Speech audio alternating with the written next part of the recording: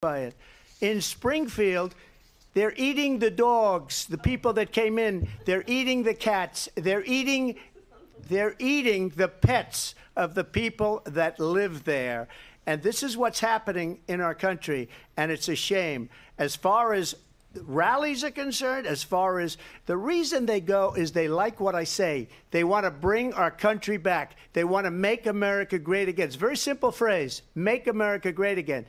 She's destroying this country, and if she becomes president, this country doesn't have a chance of success. Not only success, we'll end up being Venezuela on steroids.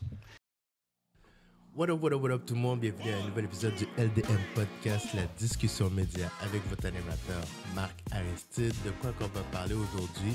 On va parler du dernier débat Donald J. Trump contre Kamala Harris. C'était tellement prévisible que Donald Trump allait prendre sa cale. Kamala Harris, elle a pris Donald Trump et puis elle a fait... Elle a découpé le patin en petits morceaux de sushi. Elle a fait un vrai plat de sushi avec lui. C'était évident qu'elle allait remporter ce débat-là. C'était prévisible. D'ailleurs, c'est pour ça qu'il a essayé de retarder ça le plus possible.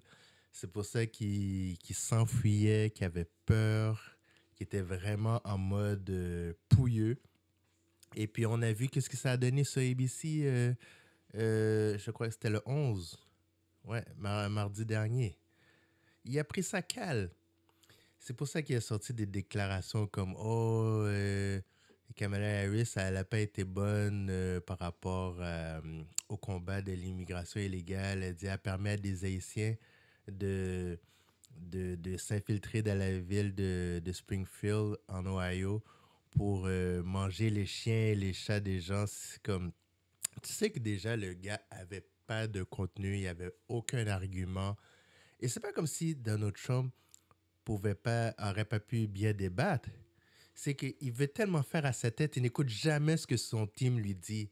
Peu importe ce que les conseillers lui disent, il n'écoute pas. Il fait toujours à sa tête. Et ça fait en sorte qu'il perd débat après débat après débat. Dans les nouvelles, on dit que c'est son 9e débat. Il n'a jamais appris de ses erreurs. Il dit tout le temps un paquet de conneries. Et lui, comme il y a un following culte, il y a des gens qui le suivent, peu importe sa situation, peu importe ses déclarations, peu importe ce qu'il fait, il y aura toujours ses fans fidèles, ses supporters.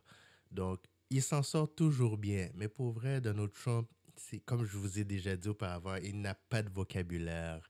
Il ne sait pas mettre en place de bonnes stratégies pour déséquilibrer son adversaire. Il ne sait pas comment le faire débalancer. Pas hier, mais mardi dernier, Kamala Harris, elle l'a traité comme son chien. Parce que à la fin de la journée, c'est ça qu'il était. Il était juste un petit chien immature. Il ne voulait même pas lui serrer la main au début du débat. C'est Kamala Harris qui a fait le premier pas pour aller vers lui pour lui serrer la main. Parce que c'est une dame qui... She had to be the bigger person. C'est elle qui était plus mature, c'est elle qui avait plus de classe. Donc, c'est elle qui a fait le pas pour aller lui serrer la main. Et il était tellement en colère. Elle savait comment bien aller sous sa peau quand elle lui a dit « T'es mal placé pour parler d'affaires de justice parce que toi, t'as ta date en cours qui t'attend en novembre par rapport à tes accusations d'agression sexuelle et autres scandales. » C'est que Donald Trump, pourquoi il veut être au pouvoir? Pour ne pas être inculpé, pour ne pas faire du temps de jail. Parce qu'il sait que c'est ça qui l'attend bientôt. Il y a tellement d'accusations contre lui que il veut être président pour avoir l'immunité, pour pouvoir être au-dessus de ce qui l'attend. Et il a dit que s'il il prenait le pouvoir, qu'il allait s'assurer qu'il allait renvoyer en fait tous les fonctionnaires qui étaient contre lui, des juges qui l'ont pas assez baqué, tous ceux qui étaient contre lui, il leur promet un congédiement. Rappelez-vous, pendant son mandat, il congédiait les gens sur Twitter. Même pas de lettre officielle sur Twitter. Il s'assurait que le monde entier sache que tel ou tel était congédié avant de s'adresser à la personne directement. Et là, On dit que ça risque d'être le seul débat, là, celui qu'il y avait sur ABC. Moi, j'aurais préféré qu'il y en ait deux autres, au moins trois, pour dire, OK, Donald Trump a été poche dans celui-là, peut-être qu'il va se reprendre dans un autre, puis après ça, le troisième débat va être sa dernière chance.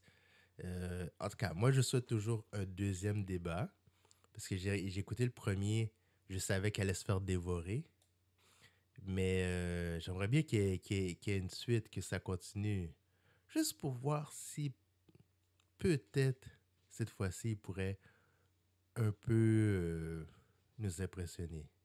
Mais puis vous avez vu son affaire de balle à l'oreille, là, il y avait même pas d'égratignure, il n'y avait rien. Fait que pour moi, c'était un publicity stunt. Il y en a qui sont pas d'accord, mais pour moi, je pense que l'affaire de la fusillade, c'était très, très bien arrangé. Ce que je trouve dommage pour Kamala Harris, c'est que malgré toutes les phrases de Donald Trump, elle n'arrive pas à, à le dépasser avec une grosse marge. Chaque fois qu'on... Bon, là, les derniers sondages les mettent coude à coude. Mais comment ça qu'elle n'arrive pas à capitaliser par rapport à tous ces faux pas qu'il fait? C'est dur à comprendre. Puis Donald Trump, il perd pas de points. Et qui est quand même assez stable. C'est quand même assez stable dans les intentions de vote. Et tu sais, quand t'as des gens qui sont prêts à te suivre, même en enfer, c'est ça que ça donne, hein? Il, il y a des supporters. La seule chose qui est bon de Donald Trump, c'est qu'il va toujours te dire ce qu'il pense. Il y a zéro filtre. Il va toujours être vrai dans ce qu'il pense. Il est vrai dans sa manière de penser, mais il est à l'aise à raconter un paquet de mensonges à chaque fois. Bon, durant le débat, il y avait un live fact-checking. Ça, c'est une nouveauté que je trouve c'est une très, très bonne idée, puis qu'ils doivent garder dans les prochains débats présidentiels à venir. Un live fact-checking. Fait qu'aussitôt qu'un des candidats dit une connerie, il peut être repris tout de suite par un des modérateurs pour le remettre à la bonne place. Parce que Donald Trump avait dit que c'était possible dans certains États de faire tuer un bébé après qu'il soit né. Et puis là, la modératrice, là, elle a repris le live, elle a dit non, non, non, il n'y a aucune loi, il n'y a aucun État qui permet de faire un tel geste. Fait que, oui, il y a des femmes qui peuvent euh, interrompre la grossesse quand même assez tard, mais pas, tu sais, c'est pas une fois le bébé est né, non, en fait, quand je le veux plus, ça, tu peux pas faire ça. Limite, tu peux le donner en adoption. Fait que Donald Trump, il raconte ce qu'il veut, il raconte... Je suis sûr que son équipe a honte. Chaque fois qu'il fait un débat, chaque fois qu'il fait une déclaration, c'est sûr qu'il y a des gens derrière dans son équipe qui disent « Mais qu'est-ce que tu fais? Man? Quelle honte t'amènes sur nous comme ça à chaque fois? » Puis il apprend pas. S'il apprenait, si ça le permettait d'être meilleur, mais il veut pas comprendre, il veut pas apprendre. Euh, En tout cas, les Américains sont libres de choisir qui qu'ils veulent pour le 4 novembre. Ben, j'espère qu'ils vont faire un choix intelligent euh, en fonction de ce qui est mieux pour le pays. Euh, Moi, ce que je trouve dommage, c'est que ça s'arrête vraiment sur ces deux choix-là. Alors qu'au début de la campagne, il y avait tellement de candidats intéressants, dont Pete Buttigieg, Bernie Sanders. euh, il y en avait d'autres, les noms m'échappent là. Mais il y avait plein de candidats intéressants. Des deux côtés, là, Parti républicain comme démocrate. Mais les Américains ont choisi de manière, je ne sais même pas comment qualifier ça, qui fait en sorte que euh, on est là avec Donald Trump ou Kamala Harris. C'est sûr que dans la situation de Joe Biden, c'était mieux que Kamala Harris prenne la relève pour la campagne présidentielle. Parce que Joe Biden, je vous le dis, c'est une question de temps. Ils vont finir par nous annoncer que soit qu'il a développé, qu'il développe de la démence ou de l'Alzheimer. Mais il y a quelque chose qui s'en vient. Il y a une nouvelle qui s'en vient, ça c'est sûr, sûr, sûr. Parce que vous pouvez pas me dire que les derniers mois qu'il a passé avant d'être kick-out, qui était pas malade, là. Tu sais, il se fourrait dans ses mots, il, il oubliait ses pensées assez facilement. Il y a des problèmes d'équilibre. Rappelez-vous de sa chute célèbre en bicyclette devant les journalistes. Tu sais, il y a des choses qu'on ne peut pas oublier de Joe Biden qui étaient assez catastrophiques, là. Puis, tu sais, des déclarations aussi qu'il a faites qui ne faisaient pas de sens. Fait que, il est définitivement malade. C'est pas pour faire de l'agisme, là. Je sais qu'il y a des gens chauds qui peuvent penser comme ça. Mais le patinet est malade. Ça, c'est sûr, sûr, sûr. Maintenant, avec Kamala Harris, moi, je fais pas autant d'analyses que des journalistes accrédités, mais ils disent que euh, souvent dans les entrevues, elle répond pas tout à fait aux questions, elle fuit beaucoup. Mais au moins, bon, côté plan économique, elle en a quand même parlé un peu là, durant son débat. Là. Il faut que je lis sa plateforme électorale. Je suis sûr sur son site, on peut trouver ça. Là. Euh, mais c'est ça, on dit qu'elle fuit beaucoup de questions. Euh, Elle est hésitante à parler de réparation pour la communauté noire.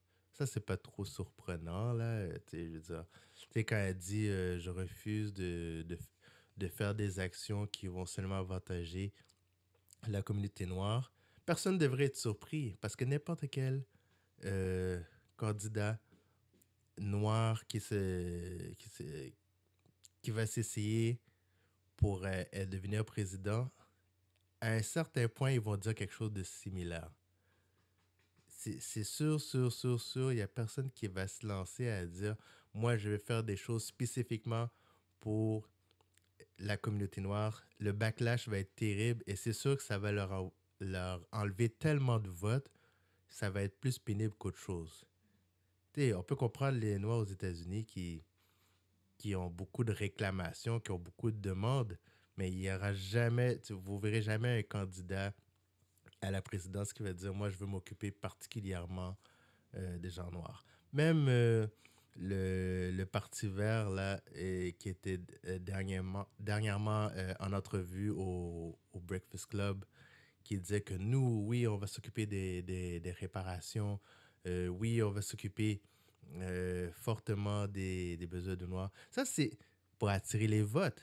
Mais après ça, dans les faits, une fois au pouvoir, c'est fini ce discours-là.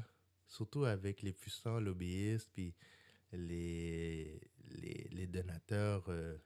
C'est eux qui dictent l'agenda, là. C'est toujours l'argent qui parle. Fait que t'as beau avoir toutes les volontés du monde, il y aura toujours des gens puissants qui vont cogner à ta porte. Et si tu crois que tu vas juste avantager une seule nationalité, on va te rappeler qui nous sommes. Donc les gens restent tranquilles. Et puis, si Kamala Harris gagne, attendez-vous pas à ce que tout d'un coup, il y ait des lois plus sévères sur le port d'armes, sur l'accès aux armes à feu. Ça va pas changer. La NRA est très puissante et finance les deux partis. Donc, puis elle a dit elle-même pendant le débat qu'elle est propriétaire d'une arme à feu. Kamala Harris elle-même a un fusil. Fait que c'est pas elle qui va se battre bec et ongle.